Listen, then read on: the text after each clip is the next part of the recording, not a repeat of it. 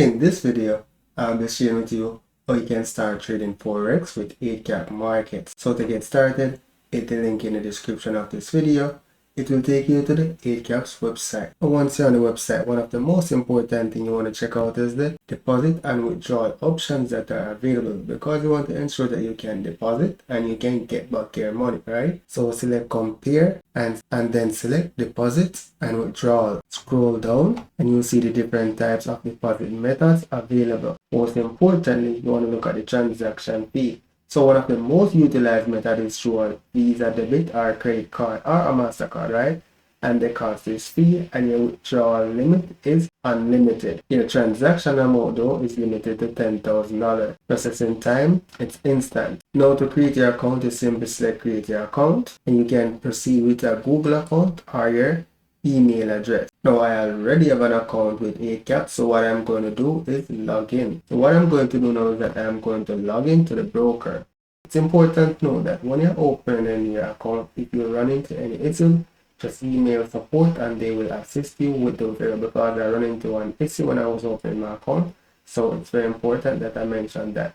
They asked me to verify my email address and they also asked me to provide my country of residence and the address that I uploaded in the utility section. Now once your account is open, your live trading account will be open instantly, right? And if you wanted to open a demo account, you select demo, select new account and select request new account. Choose your currency that you want to trade in. Let's say USD. From the drop down, select your leverage, let's say 200 to 1, that's the max they have, and the account type, I'm going to go with standard and select request new account.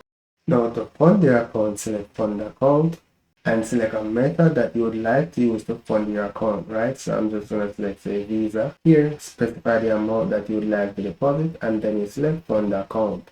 So you provide your card number, expiry date, CVV, your cardholder name, and then you just proceed to select deposit. However, I do not want to deposit any money right now. I just wanted to share with you how you could achieve this. Now let's take at how you withdraw your money once you deposit. Now to withdraw money, you want to select fund account, right? Then here you have the option to select withdraw, and then you select the option that you would like to withdraw the money to. Then in the event that you need to do a wire transfer, you select add new bank account. And then you complete this information and then you confirm, right? And then you're able to proceed to make the withdrawal. Now let's see how you can log into the MT4 app with your 8-caps account. So select the 8-caps button to go back to the home page. And when you're logging into the MT4 or MT5 app, this is the information that you'll need and the password that you use to create your account. So let me head over to the MT5 app now to share with you how you can log in. So from the MT5 app, select settings, then select new account. Then where you see brokers, you're going to search for 8-cap. So in my case, I'm going to select 8-cap global because that's where my server account is.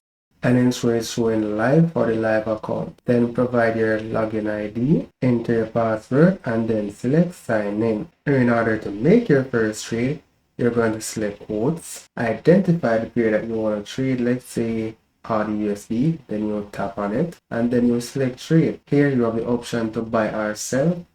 So if you hit buy or sell now, you will trade it at the market price.